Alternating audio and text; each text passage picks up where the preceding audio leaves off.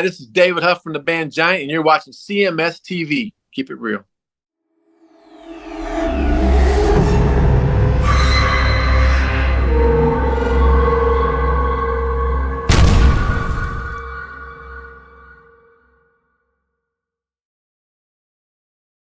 Well, good for you, man. I'm glad to know you're doing something for yourself. You're trying. doing, just doing something that is beneficial, Mm-hmm. and actually taking action. Yeah. Just you could sit there and think about it all day, and I'm one of the biggest procrastinators when it comes to stuff like that. But when I Right. finally put my mind to something, I'll get it done. Mm-hmm. It just takes something, just like one of my MO, something. I'll have something burning in my mind for a while, and I sit there and have those, conversations with yourself. It's like, why aren't you doing this? Get up and Right. do this. And then all of a sudden you wake up one morning and you go, today's the day, and you get up and do it. Yeah. But it might lag on you for weeks or even months. Mm-hmm. Then all of a sudden something kicks in and you're just like, Yeah. I'm all about it now. Yeah. And you don't know what that something is. Well, I know what it always is with me. I literally have to wake up and go, I fucking hate where I'm at now. I have to get to that point, and then once I get to that point, it's like, okay, I can cruise for 6 months doing better. But man, if I can just get through another fucking week with the weights. The Yeah. weights are where I think it'll be for me, and I'm not lifting with heavy weights or anything. I'm really not. I mean, it's Well, you can't start off heavy. I'm sure you're well aware of that. yeah. So that's I'm not even going to try to get to that point. I'm not going to, I have, I think I'm using the Nautilus machine that I have here, and you've seen it here in my living room. Hmm. And I'm doing, I don't know, maybe like 160 benching and pull downs. I'm doing like 120. I mean, it's not light, but it's not crazy. I mean, I used to bench 450. Now I'm like, if I put it up to 225, I'm like, one, Yeah, but that was 40 years ago, Chris. I know, but it's still, you know what it is? It's all I know. So Yeah. in my mind, it's not, well, you're going to be weaker because you're older. In my mind, it's like, why can't you fucking do this, you fucking pussy? I really do get in those modes. I don't equate the time like I should, I guess. But, Right. and they say that, as you get older, you just don't have that kind of strength anymore. Well, you do, but you just don't have the drive. Mm-hmm. The drive, and obviously with guys, it's the reduction in testosterone since you were a kid to where you are as a 60-year-old male. Right. So that's a factor, Sure. and a whole lot of factors play in there. you know Mm-hmm. so you can't you just gotta, as much as we talk about these singers that need to sing in their range Yeah. based on their age and whatever, we as men have to tailor our daily activity based on our ability, Right. and, Mm-hmm. and the changes that come with it. And I've embraced it. I've accepted where I'm at in life. I don't feel any different today than I did, say, 20 or 25 years ago. Right. I don't have any aches or pains. I don't feel like I'm decrepit. I don't feel like I can't get out of bed in the morning. Right. I don't feel as if I don't have the drive or anything. It's just I'm at it all the time. Mm-hmm. Me, when Yeah. I got a very regimented schedule You through the do. week, and I don't miss a day. Not a Mm-hmm. day. Not a day sick, not a day excuse to blow off and say, fuck it, I'm not working today. Right. That's just not my DNA. Yeah.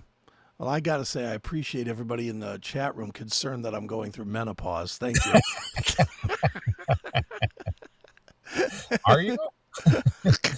You're going through menopause. Menopause. Somebody put that in the chat room too.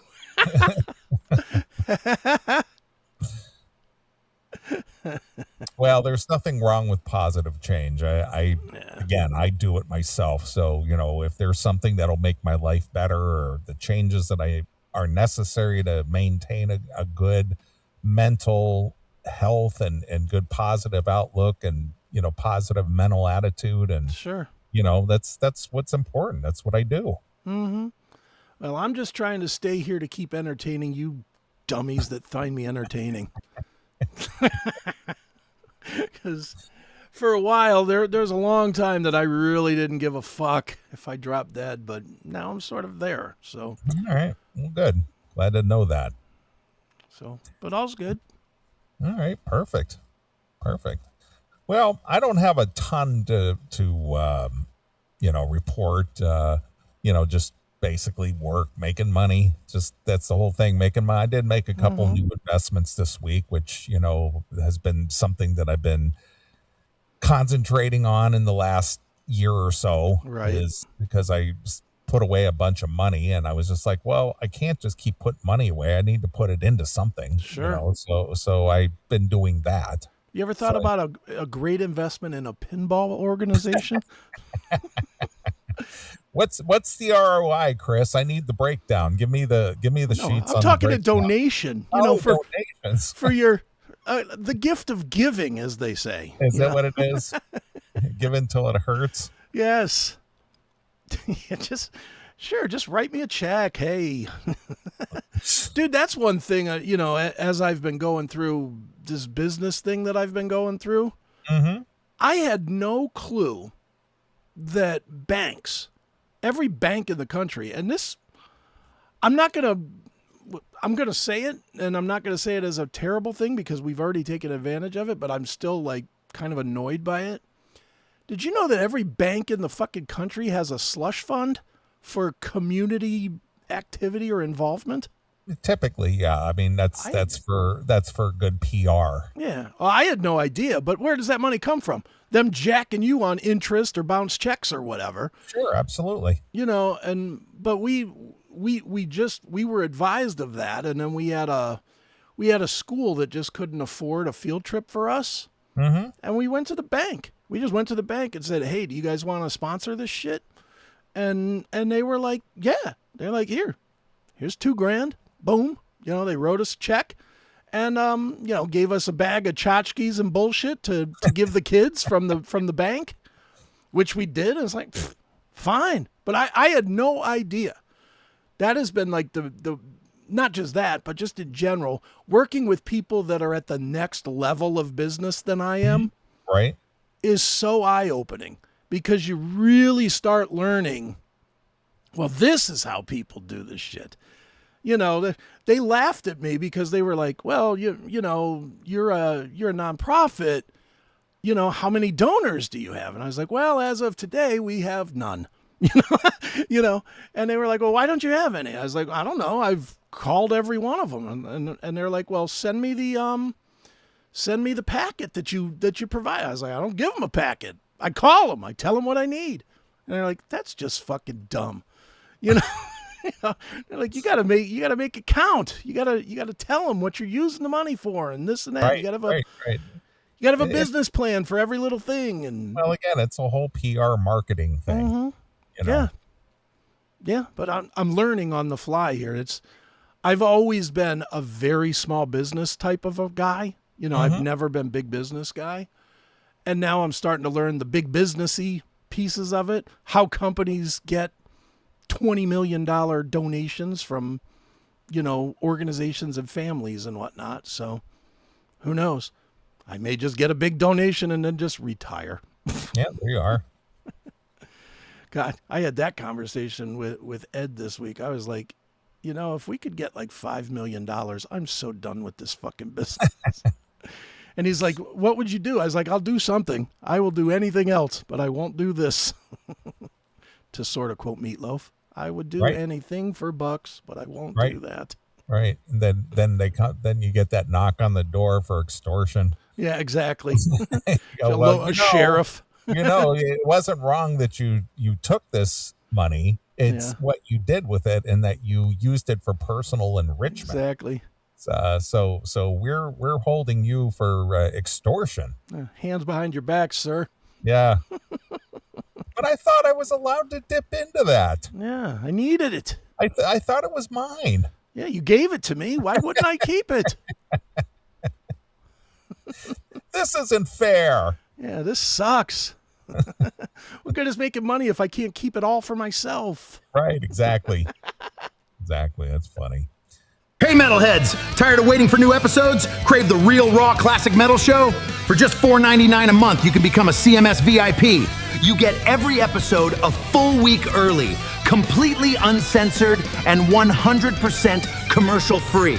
It's the only place to interact directly with the show, plus you score the Fast Pass, so your song requests get bumped straight to the head of the line on every live version. So what are you waiting for? Subscribe right now at classicmetalshow.locals.com and become a CMS VIP today. Good stuff. Well, yeah, of course. I mean, that's a write-off, and again, it's a business expense, and it goes under the tier of marketing. So again, we did good deeds for the community in which we serve. But we used your money to do it. Right. But the bank is a business. It's a business. Yeah. I know. Well, I'm happy to take some of their coin, that's for sure. Sure. But they get their name plastered around there. Yeah. Look, we took care of these underprivileged kids who would have not had a good day at the Pinball Palace. Yeah. Had we not provided them with a couple of shekels so they could go enjoy themselves. We did it for the kids. Yeah, and it is a game. I mean, it's like, they do that, and then you have to, we had to send them photos and whatnot so they could put on their social media of course. Here's what we did at Pinball PA. We had organizational day or whatever. And that will just garner another big donation to them. Yep. To go, well, look, I'm going to open up an account in their business department because they're so good with the money, and they're good stewards, and they're good, good to the community, and they pay back, they give it back. Care. Yeah, they care. So that's what it's all about. I know. It's just such a goddamn game. It is. Elon Musk needs to hurry up with this nobody has to work anymore thing. Have you heard him saying that in 10 years nobody will have a job anymore? Nobody will have to work. I love that. Please make that happen in my lifetime. Even if it's just for 1 year. You know how great it would be? But you know what will happen after that, don't you? What's that? Then it starts with let's get the really non-essentials out of here. Mm-hmm. Granted, we don't have to work, but then again, we don't need any dead weight either. Yeah. That serve zero purpose. So it's time to start calling the herd. Yeah, well, that's fine. I'm fine. Just start at the younger. I'm going to be one of the ones that is not called. Yeah, exactly. I'll still do something productive, but it won't be what I'm doing now. I'll be writing books or something. Right. I'll be creating educational opportunities. That's what I'll call you it. Will. Sure you will. You'll be a stand-up philosopher. Yes, that's right. I will speak at colleges or something. Oh, a bullshit artist. Yeah, exactly. Exactly right. Nice. Well, good. It sounds like a few good positive things have been happening in the Chris Akin camp. Yeah, I'm good. I'm actually in a, it's funny because I always come into the chat room early. I'm like, oh, let's get this fucking shit over with. That's usually that's my MO to start the show is, fuck, here I am again, and I'm new. And honestly, I love doing the show. It just, it's like we've said a million times, it's starting. Once it starts, it's good. Yeah. But it's that lead up to, it's 6 fucking hours. It's a long time. No, don't look at the clock. Yeah. Don't look at the clock. and I do on a lot of Saturdays and that's what gets me into that bad headspace. Is I start looking at the clock and I'm like, only 5 more hours till I got to be up for 6 more. Right. I got to go and take a nap. I got to do this. I got to, it's like I convince myself that it's this bad thing so that I come into the show just like, here I am in that same fucking chair again, and it's like, but now I'm trying my damnedest to not be that way. And it's working, and we have said, me and you have said off the air, how fast these shows have been going the last They 2 months go or whatever. so quick. It's like 6 hours feels like 30 minutes. It does. It's so, like even this, we've been rambling for an hour. Yep. Seems like we just turned on the fucking cameras. Yep. And that's good. I like that. I think I got myself into, I think especially with this businessy bullshit and some of the other stuff that I won't talk about on the air, but you're aware of from a year before, like, with my kid and everything. Right. I got myself just into a kind of an ugly headspace and I needed to get out of it. And now I finally feel like I might be crawling out of it, like Jane Gum in the hole. I'm slowly trying to get up the. You're breaking free of the grasp of just for lack of a better term, kind of a depression. Yeah. Well, I always fight depression. You don't get to be as sick of a fuck as I am without having something broken in your brain. So, I definitely know that I fight depression a lot. That's why I was angry for every minute for 30 years or whatever, because I stayed depressed. And while I'm better than I used to be at it, I still not all the way there yet. I don't think you get all the way there. I think what you have to do is you just have to know the signs and be a little more proactive. When I start going down that rabbit hole, I really gotta not head to the bottle or head to the pizza and just head to the weight bench or take a walk or some bullshit like that. Something other than my pitfalls or my whatever, my landmines, because I do tend to fall for those landmines off. And you know that about me. And I think anybody that's listened to the show knows that about me is I'll be good for a while and then I'll show up drunk to the show, every show for like 6 months. Remember those days? Oh yeah. And it's been a while for that now. Because I don't drink during the show either anymore. It was getting out of control again. It was, dude, I stopped drinking on the show. I think, when did we do the Motorhead beer thing? Because that was the last time I really drank hard. And that was like 4 or 5 years, right? Yeah, it's been quite a while.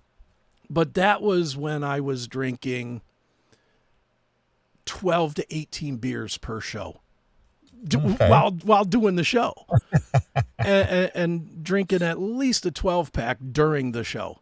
I have this little trash can over here and every week it was full. I was like, I'm falling into that fucking place again. Right. And, and that's why I stopped doing it. And, and it really wasn't even about the drink. Like, I don't, again, I didn't give a shit if I lived or died at that point. So I was like, who cares? Whatever. I'm getting through it. And then, but then it just got to a point where it was like, man, what are you doing? Where's the stop point to this? And I just had to stop it. And I really noticed it listening to the shows. Like I would listen back to the shows and I would hear beginning of the show would sound like tonight where I'm up, I'm energetic, I'm telling jokes, everybody's laughing, we're having a good time. End of the shows would be, yep, got it. I was totally, because I was trashed. Yeah. I was trashed and I was coming down, and I was making it to the end, but I just was like, the microphone would turn off and I was like, I'm going to go fucking pass out. And that's what would happen. And it was like, this ain't good. And that's why I switched and just stopped drinking at all during the show. Right. Plus, I don't like to drink by myself because I am an addict of everything. And, drinking by yourself, they say that's the number one rule of things you don't do as a drunk is if you drink by yourself, you just never stop drinking. And so I don't even keep alcohol here in the house right now. Well, look at you. If I have the need to drink, literally I have to go do it, which, as everybody is well aware, that is an issue for me. Right. That is still an issue that I'm fighting. Do I want to leave the house and go get a cocktail or two or just run down? Dude, there's literally a drive-through a drive-through, what do you call that? A package store or whatever. Yeah. Mm-hmm. You know, there's literally one. It's not even a mile from here. You just go right down the street, take a right, and it's right there. You know, and I still fight with myself over that sometimes. If I'm in the mood for, like, if I'm gonna watch wrestling pay-per-view or something, I'll be like, yeah, let me get a beer, and then, you know, go get a 40 or something.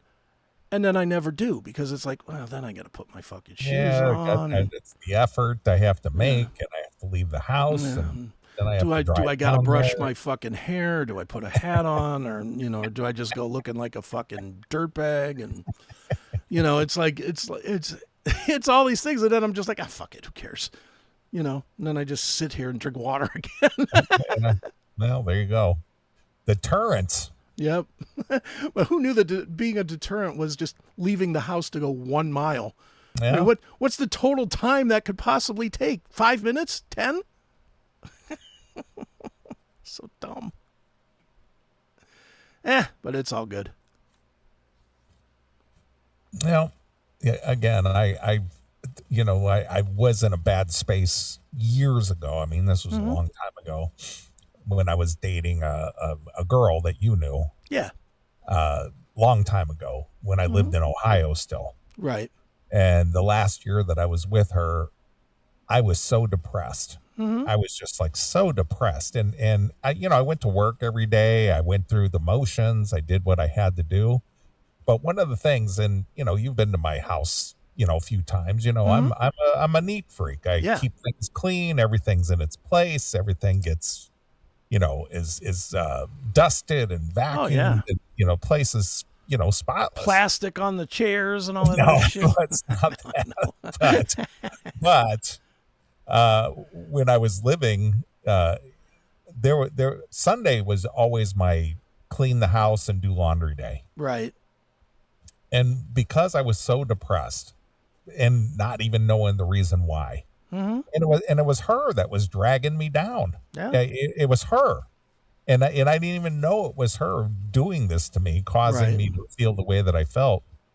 And I went a whole year without dusting or vacuuming or whatever. And if I did do it, it was like I had weight on my feet, I just couldn't do it. I'd get up on Sunday after, because I was doing the show at WSTB, and I'd get home at 3:00 in the morning, and Sure.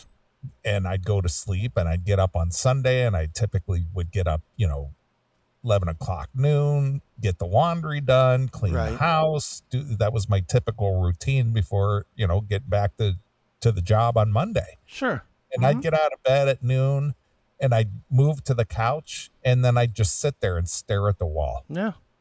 And it's just like I just couldn't make myself do anything. I could get the laundry done, but that's as far as it could go. But just getting up to just get a dust rag and dust the furniture and stuff, it was like I just couldn't do it. And then when things ended with her, it was like the weight of the world was lifted off my shoulders, and I felt like I just regained all my energy again, and I was just like ready to just live again. Yeah. Dude, I went through that. Same with when I got divorced. Prior to the divorce, I was ready to just die. I would hope I would die. I can't tell you how many times I laid down to go to sleep. I was like, just don't wake up. Please don't wake up. And then I'd wake up. I was like, oh, another fucking day of this, and then once she left, and once my head cleared a little bit, because it did take me a minute to get my head right. But once my head cleared, I mean, look at all the bullshit that I've done since I got divorced with Pinball PA and Akin IT and Starving Artist and all the books. This show and the Seth show and the Chris Akin Presents show and the Eric show for a while. And, Limping Out of the Fire for a while. I mean, we're writing a few books. Writing 6 and a 7th that's almost done. It's like I did so many things once I got that anchor off of my brain. And somebody said in the chat room is girlfriends or marriage equals depression for guys. There's truth to that. There is, because guys are not meant to be fucking catering to some bitch. Caged. Yes, that's the better word, caged. You're meant to be out doing shit or doing what you want to do and not doing things that you absolutely would never do without them. Right. That's and I don't know, do guys, other than making them suck our cock, do we make chicks fucking do things that they don't want to do? Pretty much no. I mean, no. You know, if you want to go to a football game, whatever. You want to go to a football game and you say, "Hey, you want to go with me?" No. Okay. See ya. Yeah. You know, we're not like, "No, you got to go because if I'm there, you got to be there." I can't be seen without my boyfriend or my girlfriend. You know, we're just like, "All right, fuck you. We're out of here." All right, I'll see you when I get back. And then they're mad because you went without them. Yes. Because you should have stayed and taken them to the flower show or some shit. Well, I guess if you're not going to go, I guess that means I'm not going either. Yes. Sounds like Chris Neely and I dated the same heartless demon bitch from hell. I guess we did, Spartan. Or maybe they're all the same heartless demon bitch from hell. You never let them behind the curtain. They're all sisters. They're all sisters. You never let them behind that curtain. I'm still a believer that the number one thing that proves brain damage is fucking having a vagina. Because they're all fucking broken. Every one of them broken.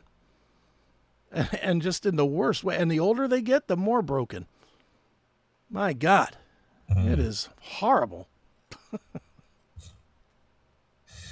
Well, there you go. There's an hour of therapy for those of you in our age group that may or may not be experiencing similar things, but hopefully maybe somebody got something out of that. Well, maybe. And if not, hope you'd certainly got a couple laughs. I know we threw a couple good one-liners in there. All right. Well, I say we take a break. All right. Get into some tunes here. Okay. Of course, I'll be taking your requests via the Fast Pass. The Fast Pass is over there at our locals page. Just go over to classicmetalshow.locals.com. If you aren't a member of our locals page, why not? Yeah, no Why shit. are you sitting here listening to us all for free and stuff? Free. Help us out. Help us out. Offset some of the costs we incur to bring you the show every week. Yeah. Yeah, help us out a little bit. Yeah, come help on. Chris out a little bit. Yeah, no kidding. Yeah, he could use a couple of shekels for doing all the back end work he does. I could always use more. That's for sure. So considering I'm making about a penny an hour for the time I put into this damn thing. Right, exactly. So, so sign up over at classicmetalshow.locals.com. It's $5 a month. It's very cheap, and you get an opportunity to get a request in on a Saturday night. Yep. So that's how it works, kids. So do it today. Yeah, come on. Shall you? Okay. All right. As always, I let Chris kick off the music segment. So what shall we play? We shall play. I'm just going to put this out here so that I don't have to text you in 20 minutes. Add a sixth song, because I'm going to do something I never do and pick a very short song. All right. I had to interview this band this week, and I am beyond hooked on this fucking song. It is the band is called Audrey Horne. The song is called Goddamn Beautiful. It's not even it's not heavy or anything like at all. I mean, it's very, very not heavy. Okay. But the hook will stick in your fucking head like bubble gum in your hair. All right. Really, really, it's got me. I was telling the dude that I was talking to, I was like, I have listened to this fucking song 900 times. I can't stop listening to it. So that is my request tonight. Goddamn Beautiful from Audrey Horne. Horne. Horne. All right. Well, we're going to get into the tunes here. So here it is. This is Audrey Horne with Goddamn Beautiful exclusively here on your Classic Metal Show.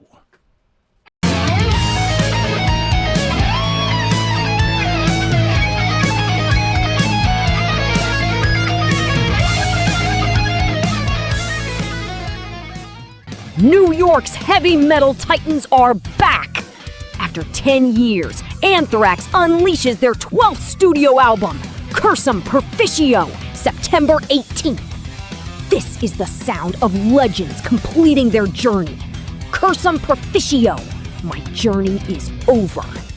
First single, It's for the Kids, is a buzzsaw riff monster! Explosive drums, howling hooks, and pure Anthrax destruction!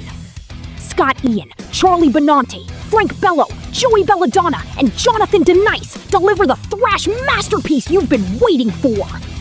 Get the 2-disc vinyl set right now, available at the bottom of your screen. Anthrax, Cursum Perficio, September 18th. This is the one you've been waiting for.